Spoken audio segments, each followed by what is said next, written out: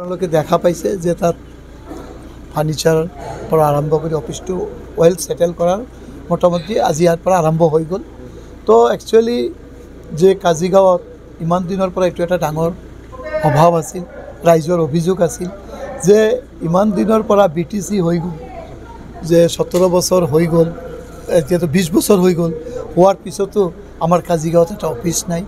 তো আমি তেতিয়াৰ পৰাই আমাৰ BTRৰ চিফ প্ৰমোদ বড়ো ডাঙৰীয়াই এইখিনি পদক্ষেপ লৈছে যে যিমান আমাৰ সাব ডিভিজন টাউন আছে তাত আমি সব অফিস বিল্ডিং বনাম আৰু তাত আমি ৱেল সেটেল কৰি আৰু ষ্টাফবিলাক দি যাতে ৰাইজৰ লগত ইণ্ডাষ্ট্ৰিৰ এটা ভাল ৰিলেশ্যন হয়।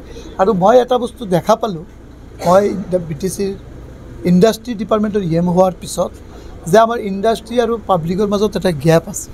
এই গেপখিনি আমি ফুলফিল কৰিবলৈ আমাৰ BTRৰ চিফ মহোদয়ে আমাক নিৰ্দেশ দিলে যে এইখিনি আপুনি সোনকালে কৰক যাতে পাব্লিকে আমাৰ BTRত যে ইণ্ডাষ্ট্ৰি খুব মানে এটাৰ পিছত এটা যাতে খুব ডাঙৰ ডাঙৰ আমি ইণ্ডাষ্ট্ৰি বহাব পাৰোঁ আৰু সৰুৰ পৰা আৰম্ভ কৰি ডাঙৰ ইণ্ডাষ্ট্ৰি যেতিয়া আমি আৰম্ভ কৰিম তেতিয়াই আমাৰ দিয়া হ'ব কৰ্মস্থান।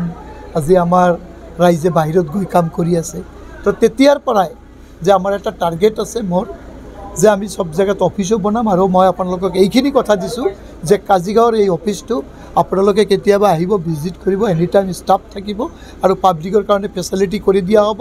আৰু আমাৰ ইণ্ডাষ্ট্ৰিৰ ফালৰ পৰা যিমানখিনি মাৰ্জিন মানি কোনোবা ইণ্ডাষ্ট্ৰি কৰিলে আমি এটা মানে মাৰ্জিন মানি দিব পাৰোঁ, তাৰপিছত ফাইনেন্সিয়েলভাৱে হেল্প কৰিব পাৰোঁ, তাৰপিছত আমি মেচিনাৰী আমি প্ৰভাইড কৰিব পাৰোঁ। তো এইখিনি আমি কৰিম 100%। আৰু কাজিগাঁও অঞ্চলত মাজে মাজে মই আহিম, ভিজিট কৰিম আৰু ইয়াৰ ৰাইজে ইয়াৰ দ্বাৰাই 100% উপকৃত হ'ব। পাৰ্লামেণ্টত কৰিব বুলি ইয়াৰ ভিতৰত আমি এটা মিটিং ইয়াৰ ভিতৰত বহিছিলোঁ। ইয়াত বহুত বাহিৰৰ চাইনাৰ পৰাও মানুহ আহিছিল যে বাঁহৰ ওপৰত ইণ্ডাষ্ট্ৰি কেনেকুৱা কৰে, এইটো দি আমি খাটো বনাব পাৰোঁ, এই মানে বাঁহৰ ওপৰত আপুনি ডাইনিং টেবুলো বনাব পাৰে, সব কৰিব পাৰে। তো আমাক ইতিমধ্যে ডেমো দেখাইছে আৰু এইখিনি প্ৰচেছ চলি আছে।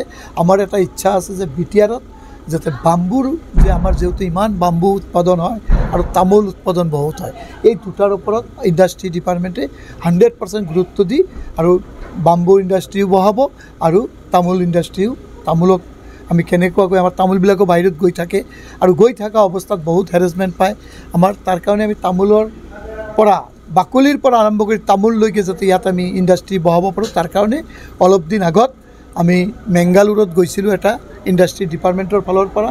মেংগালুৰুত গৈ মই আমাৰ office staff, joint secretary, director সব আমি গৈ এটা ভিজিট কৰি আহিছোঁ আৰু তাৰ পৰা আমি সব ডেমোবিলাক লৈ আহিছোঁ।